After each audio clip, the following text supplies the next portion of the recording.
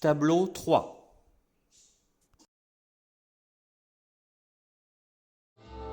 Un crapaud? Voyons. Oh, lui, le jour, la nuit, on le conspire. Alors, il a choisi la nuit, quand même. Excusez-moi, il m'a prié de témoigner en son nom, parce qu'il ne pouvait s'absenter de son coin perdu. Là-bas, caché, troublé aussi par son problème. La nuit, il est beau, vous comprenez. Il fait des rêves fantastiques. Il plane dans l'illusion et il finit par y croire. Son illusion à lui devient sa vérité. Il prétend qu'il n'y a de lait que le fond des yeux des hommes. Il est très beau parce que personne ne le voit quand le jour se lève.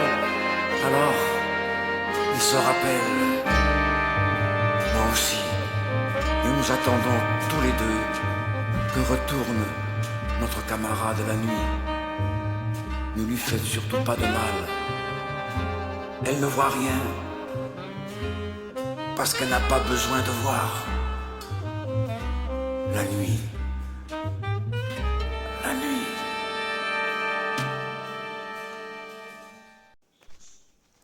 Il faut me débarrasser de ce besoin, de cette présence. À force de magnifier ce personnage, je l'ai non seulement assimilé, mais perdu, puisque son visage devenant mien, il s'éloigna, ne me percevant qu'à travers le regard du double possessif.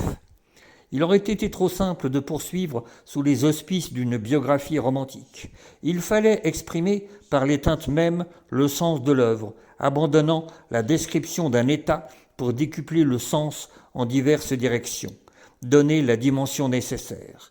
Ils avaient l'expression de ceux qui se sont trop observés. Ils allaient à la recherche d'un mât, de cocagne, de leur nef. Un curieux visage s'apercevait entre les branches. Le ciel jaunissait malgré l'ombre. Peut-être s'agit-il une nouvelle fois de l'éternelle histoire du ver et de la comète. La nef des fous, bien sûr. Fermés, les deux battants contrastaient par leur couleur sobre, terne. Un escalier demi-circulaire, large, faux monumental de marbre blanc, statue réaliste, vers un espace de sable et de gravier, forme géométrique des jardins. Elle cherchait à retenir, s'enfoncer, un souvenir vague, plutôt forme et couleur que sens réel. L'impératrice avait le sentiment de ne conserver que l'apparence des choses, les souvenirs proches, s'effaçant pour laisser place à des anecdotes plus lointaines, non pas selon l'importance ou la douleur, mais en fonction de la durée, c'est-à-dire instant immobilisé, geste incontrôlable, violent. Je me penchais, cherchant à comprendre non pas une quelconque différence, mais la raison de ce refus, de cet oubli. Le ciel jaunissait malgré l'ombre. Le cortège s'avançait, apportant avec lui les restes d'un passé trop présent.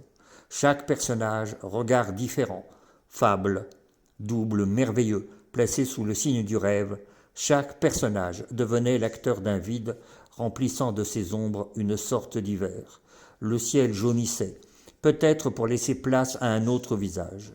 Elle emportait avec elle une douceur, un rêve impossible à retenir. Je l'avais vue, comme on peut regarder et enfin s'apercevoir. Juliette devait disparaître, et avec elle la clé de ce récit. Il se fondait en un théâtre imaginaire, distancié, incroyable. Le ciel jaunissait, et derrière lui, les lumières de tout un spectacle.